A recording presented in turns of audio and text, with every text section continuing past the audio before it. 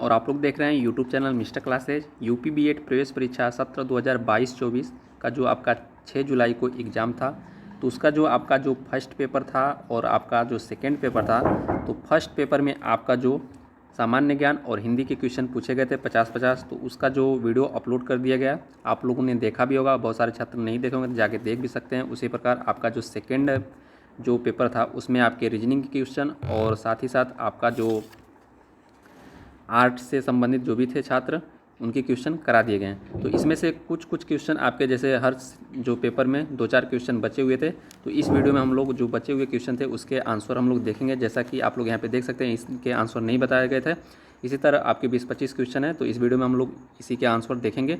तो आप लोग वीडियो में लास्ट तक बने रहिए और चैनल पर नए हैं तो चैनल को सब्सक्राइब कर लीजिएगा और सपोर्ट जरूर कीजिएगा सब्सक्राइब और लाइक करके। तो चलिए दोस्तों, हम लोग शुरुआत कर लेते हैं।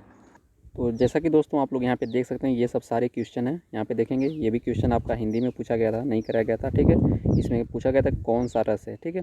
तो चलिए हम लोग लास्ट से देखते हुए आएंगे। तो यहाँ पे सबसे जो लास्ट क्वेश्चन है, यहाँ पे आप लोग देख सकते हैं कि दिया हुआ है कि ताशी की परंपरा का जो कुछ इस प्रकार क्वेश्चन था कि ताशी की परंपरा को आगे बढ़ाने का श्रेय किसे जाता है। तो यहाँ पे आपका जो भी ऑप्शन में रहा होगा वो आपका सही होगा, ठीक है। जॉर्ज ग्रियर्सन व शिव सिंह सेंगर, ये आपका करेक्ट आंसर होगा। तो चलिए हम लोग अगला क्वेश्चन देख लेते हैं। अगला क्वेश्चन आपका पूछा गया था, तो ये चारों क्वेश्चन में मिक्सचर क्वेश्चन है, ठीक है। तो आप इसी में रीजनिंग के भी है, हिंदी के भी है, सबके हैं।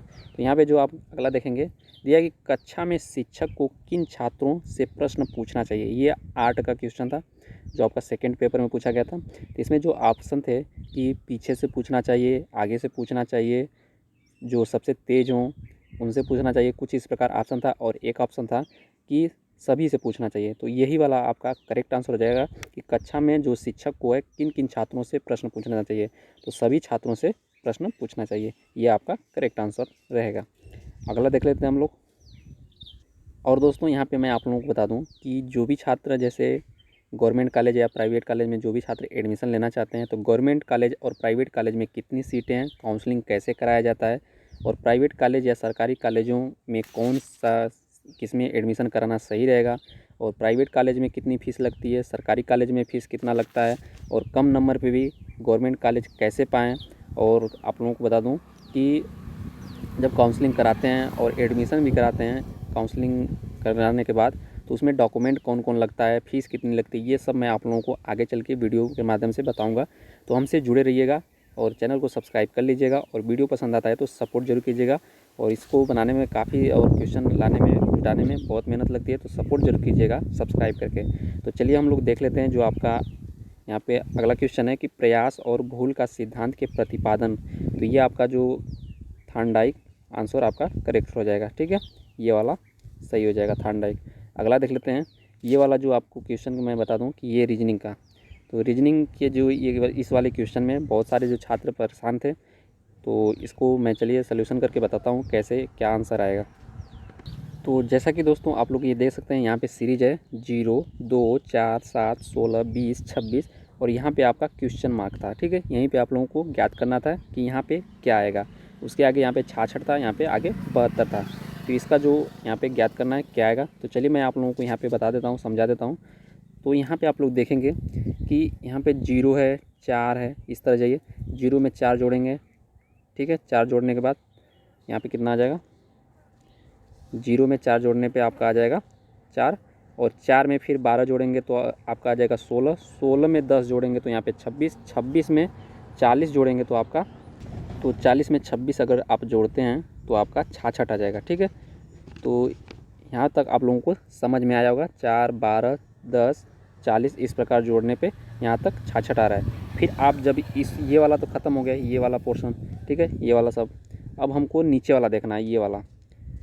यहाँ से देखेंगे कि 2 में कितना जोड़ने पे, 5 जोड़ने पे 7, 7 में 13 जोड़ने पे 20, 20 में आपका कितना जोड़ें, तो यहाँ पे मैं 11 जोड़ दे रहा हूँ, ठीक है। यहाँ पे अभी आप लोगों को अगर नहीं समझ में आ रहा है तो जैसे कि यहाँ पे क्या आएगा, तो यहाँ पे मैं आप लोगों को दिखा देता हूँ। जैसे यहाँ पे आप लोग देखेंगे, यहाँ पे 4 जेड ऐड हुआ है, यहाँ पे 12 ऐड हुआ है, लेकिन आप देख रहे हैं नीचे कि 4 यहाँ 5 ऐड हो रहा है, यानी इससे एक 4 के बाद एक ऐड करके ऐड किया जा रहा है। जैसे 12 यहाँ पे, तो यहाँ पे 13 जोड़ेंगे। उसी तरह यहाँ पे 10 है तो यहाँ पे 11 जब जोड़ेंगे तो आपका यहाँ पे 31 आ जाएगा। यानी 20 में 11 जोड़ेंगे तो आपका 31 आ जाएगा।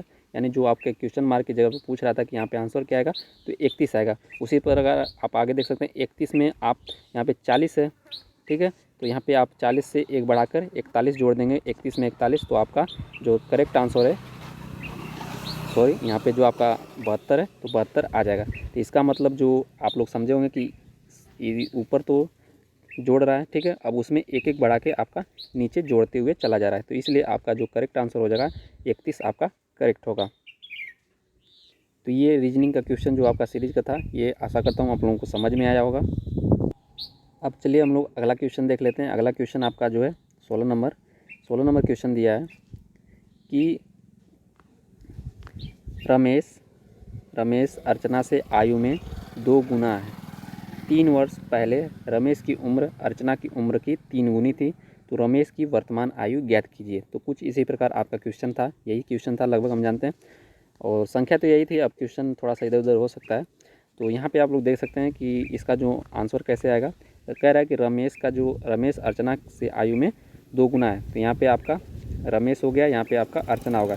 तो अर्चना को मान लेते हैं x, और इसका जो है x का 2 गुना है। अब इसके बाद कह रहा है कि 3 वर्ष पहले, यानी 3 वर्ष पहले, ये 3 वर्ष घटा दीजिए आप पहले। फिर उसके बाद कह रहा है 3 वर्ष पहले रमेश की जो उम्र है आपकी अर्चना की उम्र की 3 गुनी, यानी इसकी जो है 3 गुनी है। तो यहाँ पे आप लोग देख सकते हैं हो जाएगा 2x माइनस 3 बराबर आपका हो जाएगा x माइनस 3 कोष्टक में आपका हो जाएगा 3। जब इसको आप हल करेंगे तो यहाँ पे हो जाएगा 3x और 3 तरीके 3x माइनस 9, और जब इधर 3x आप लेकर आएंगे तो यहाँ पे आपका हो जाएगा, तो यहाँ पे आपका जो हो जाएगा 9 में से 3 घटाएंगे तो आपका हो जाएगा यहाँ पे, तो 9 में से 3 अगर आप घटाएंगे तो x का मान आ जाएगा 6, ठीक है।